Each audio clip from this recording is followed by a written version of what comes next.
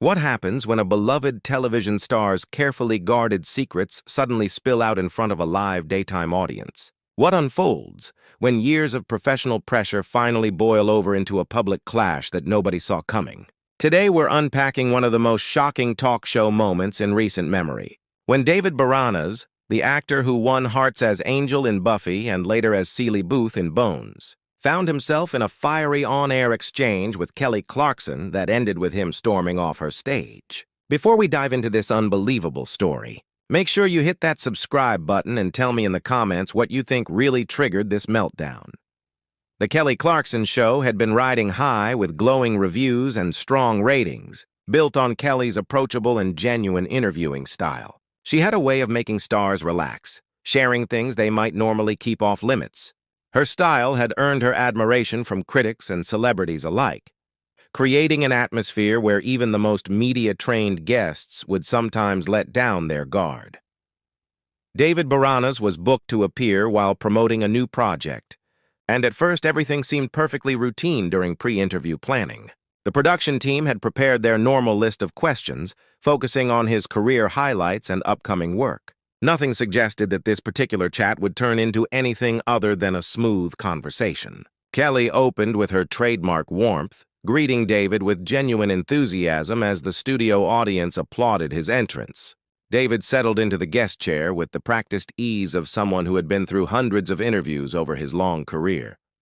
The talk started smoothly, with Kelly asking about his transition from playing a brooding vampire to portraying an FBI agent, a topic David had spoken about many times. His answers were polished and charismatic, full of gratitude for the roles he had played and appreciation for his loyal fans. "You know, David, I've always been fascinated by actors who can completely reinvent themselves between roles," Kelly said, leaning forward with interest. Going from Angel, this tortured vampire full of guilt, to Booth, this grounded FBI agent, that must have required some serious mental shifts. David smiled, his media experience clear in his smooth reply. "It really was like stepping into completely different worlds. With Angel, you're dealing with centuries of redemption and darkness. But with Booth, you're in reality, dealing with family, love, and human relationships. The real challenge was trusting my instincts in both spaces." "And speaking of relationships," Kelly continued, her tone light and playful, "I just have to ask about the chemistry you had with your co-stars. Fans were absolutely obsessed with the romantic tension in both shows." David answered with ease, clearly familiar with this line of questioning. "Chemistry isn't something you can force. Either it's there or it's not. I was lucky to work with incredible actresses who brought so much depth to those relationships. Sarah Michelle Gellar, Emily Deschanel, they made my job easier by fully committing to their characters." Kelly nodded eagerly. "The fan communities for both shows are still buzzing. While researching before you came on, I found some really interesting discussions about your approach to those romantic storylines." Something subtle shifted in David's expression, a flicker of tension that most viewers probably missed. "Fans can definitely be passionate," he replied, still polite but slightly cooler. "They really are," Kelly said, seemingly oblivious to the shift. "And they're so detailed in their observations. I came across discussions about how you built that physical chemistry with your co-stars, the techniques you used to create those romantic scenes that fans couldn't stop talking about." David's smile stiffened. "Well, that's the craft of acting, Kelly. You rehearse, you work with directors, you focus on what serves the story." Of course," Kelly pressed on, her enthusiasm bubbling. "But I'm curious about the personal side.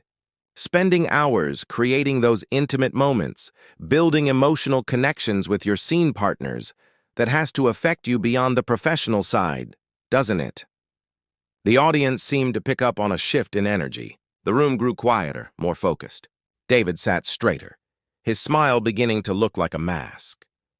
"I think it's important to keep professional boundaries," he said carefully. "These are working relationships aimed at telling the story." But Kelly, sensing what she thought was openness, nudged further. "But come on, David, you're human. All that intensity, those emotional scenes, surely there were moments when the lines blurred. Fans definitely picked up on chemistry that felt real. The air seemed to drop several degrees. David's expression hardened. I'm not sure what you're suggesting, Kelly, but I think you might be stepping into territory that's not really appropriate for discussion. Kelly's eyebrows lifted in surprise. Oh, I didn't mean anything negative. I was just pointing out how authentic you made those relationships feel. People still talk about them years later. Well, thank you, David replied. His voice edged enough to make the audience shift uneasily. But maybe we should stick to my current projects instead of dissecting past work. Kelly, mistaking his irritation for shyness, kept pushing. But fans really love those behind-the-scenes stories. I actually read an interview where Emily Deschanel had some really sweet things to say about you. She mentioned how you two would sometimes stay after rap to work on emotional scenes together. David's jaw tightened. Emily is a consummate professional. Yes, we worked hard to make sure our character's relationship felt authentic. That's what actors do, Kelly beamed. And it worked. But she also mentioned something interesting about how you approach those more romantic scenes. She said you had a specific way of preparing emotionally beforehand. David's color drained slightly. Off camera, his publicist was waving, trying to get Kelly to change the subject. I think Emily may have misremembered some details, David said, his voice strained. We should probably stick to why I'm here today. Kelly, locked onto what she thought was gold, pressed on. Oh, I don't think she misremembered. She said you told her the secret to real chemistry was finding something genuine in your scene partner, something real you could connect with emotionally. David's hands gripped the chair, knuckles white. Kelly, I need you to stop. You're twisting something completely innocent into something it's not. I'm not twisting anything, Kelly protested, looking confused. I was just repeating what your co-star said, and she sounded really complimentary about your dedication. My dedication to the craft? David repeated, his voice low and dangerous. The audience went completely silent. Kelly tried to soften. David, I think we've had some misunderstanding. I was trying to highlight your professionalism and the respect your co-stars had for you. By dragging up private conversations that don't concern anyone else, David shot back. By suggesting something inappropriate in how I worked? I never implied that, Kelly said quickly, her voice rising too. I was talking about your acting methods, how you made your characters so believable. David let out a sharp laugh. Professional methods? Do you have any idea what it's like to have every single interaction picked apart and turned into gossip? To have people look for scandal where there is none? That's not what I was doing, Kelly said firmly. I was celebrating your work. Celebrating? David shook his head. You want to know what an authentic connection really is? It's when you trust your co-star enough to be vulnerable in a scene, to bring genuine emotion because you know they'll support you. It's not some juicy behind-the-scenes story for gossip. Kelly looked startled. David, I respect you deeply. I think you're reading something into my words that wasn't there. Respect? David's voice rose, his calm facade gone. You call this respect? Taking things out of context and suggesting my relationships were unprofessional? Kelly's voice grew sharper. I never said anything was inappropriate. I was asking about your technique. No, David snapped. You decided what story you wanted to tell and you twisted everything to fit it. You don't care about truth. You want drama, gossip, clicks. Kelly's patience cracked. That is not true. I pride myself on treating guests with honesty. If I got something wrong, then please, correct the record. David stood suddenly, microphone pack nearly yanking off. Correct the record? I spent over a decade working hard to bring characters to life, and now I'm defending myself against insinuations and rumors. The audience was dead silent. Kelly stayed seated, shocked. David, please sit. Let's fix this. Fix this? His voice shook with anger. You want to fix this? Next time, maybe rely on real research instead of gossip. Kelly finally stood, her frustration surfacing. I did my research. I spent hours reading, watching, preparing. Everything I said came from credible sources. Credible? David scoffed. Tabloids? Distorted quotes? You call that credible? I call it thorough preparation.